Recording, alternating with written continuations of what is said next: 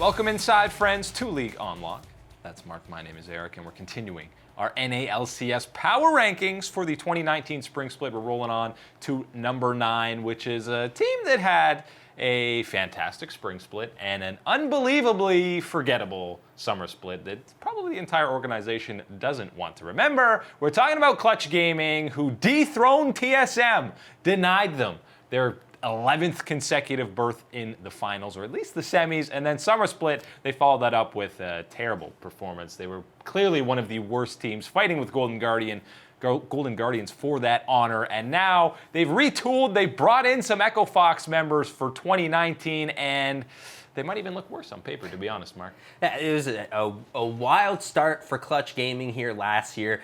And you probably argued maybe only 100 Thieves getting into that finals in the Spring Split maybe would have been the only better inaugural start to the NA LCS season last year. And I think when you're talking about Clutch Gaming, yes, that Summer Split, oh my lord, was that forgettable. Yes. That is not the direction that you want your team to be going, even with thinking about, hey, subbing in Moon a couple times, getting Piglet and Vulcan some games here at the NALCS level.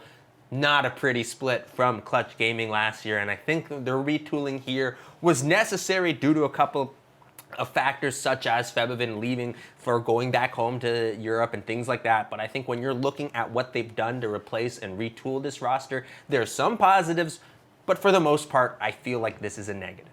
Huni and DeMonte coming in from Echo Fox. I kind of like that move. Anytime you can get Huni, that's great. You've got to imagine that him and LirA will be a better pairing. Look, you're not going to find a second Febivin, so getting DeMonte here, an NA mid laner, has potential to keep growing as well. I think that was a good move. And yeah, you're right. Huni up there in the top lane.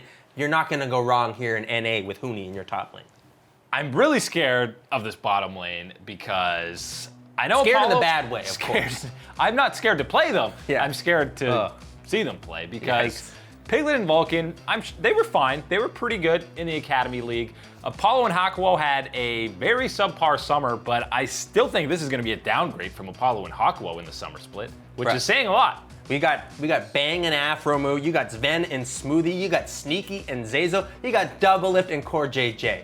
You think Piglet and Vulcan are going to be bullying these guys around? Come on, no way. I mean, remember when Piglet first came and it was hyped up that he was matched up against Double Lift? We're many years away from that, and I don't know how.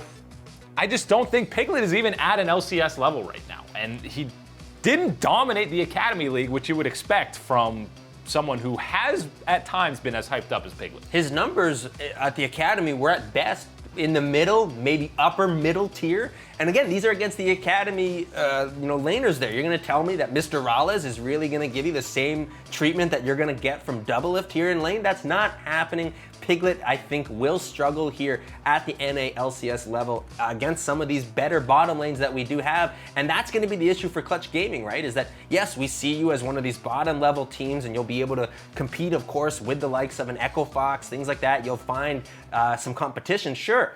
But how are you going to do against some of these top-level teams? How are you going to find a way to steal away a couple of these victories that you might need to sneak into the playoffs or make a charge, things like that? And I just do not see that even possible for Clutch Gaming at this point. And you'd think Huni is going to be your main win condition on this squad because you've got a super carry threat in that top lane, but in the Summer Split, he was dying all over the place, being caught out, and really just careless deaths that were totally unnecessary. And in a lot of those games, someone like Dardoch was there to help him out and kind of get the team back on track. While LirA is not at that same level, as we saw again throughout all of 2018, even when Clutch was performing well, LirA did not look very good. Maybe he'll be revitalized with a new mid laner and Huni in that top lane. The main positive, you have 3 Koreans on this team.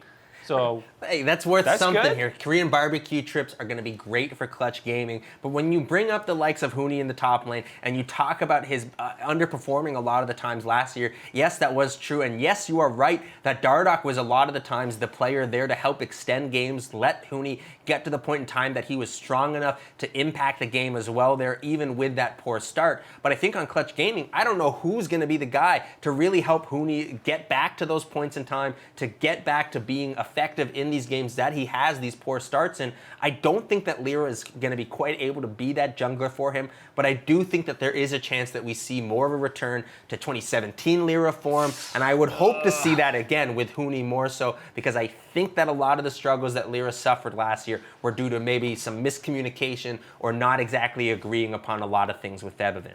I'm worried that LirA is a classic case of a Korean import coming over to NA, having a fantastic split or year, and then after that just kind of falling off a cliff. Because yeah, 2017 he was one of the best junglers, but definitely not the case here in 2018. And Cody Sun, by the way, is on Clutch Academy. We're expecting him to start some LCS games, right? He should. Hey, you pick up Cody's Son here, and you're Clutch Gaming, and you're rolling down with Piglet and Vulcan in the bottom lane.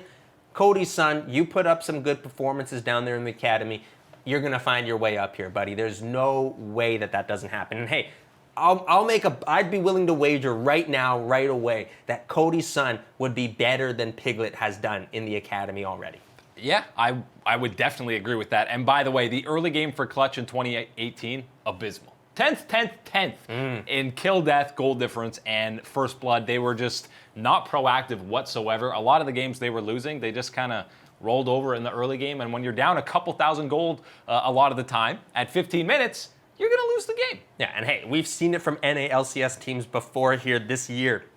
These guys know how to get the early game rolling. A lot of these teams, the likes of a Cloud9, they know how to put that early aggression into action here. And for the likes of Clutch Gaming, who find themselves pretty much all of last year ranked dead last at the early game here, it's only going to get worse, I feel, with this roster and the weaknesses that it glaringly has in a lot of these areas. I think that teams will find a way, if they can get that early aggression, get that early pressure, they're going to find ways to snowball really fast. I think we're going to see a lot more jungle attention in the top lane, just like we did in the summer split with teams ganking Huni and almost challenging the rest of the roster. Okay, we shut down Huni. Where else are you going to get a carry performance from? And I mean, Demonte was pretty stable in that mid lane, but he's not exactly, I don't see him popping off to carry a game. And Piglet and Vulcan, I think, are going to lose a lot of these 2v2 matchups. So who's going to win you the game? You're right. Demonte at times was strong in the mid lane and found ways to either extend out games or be the carry point himself there.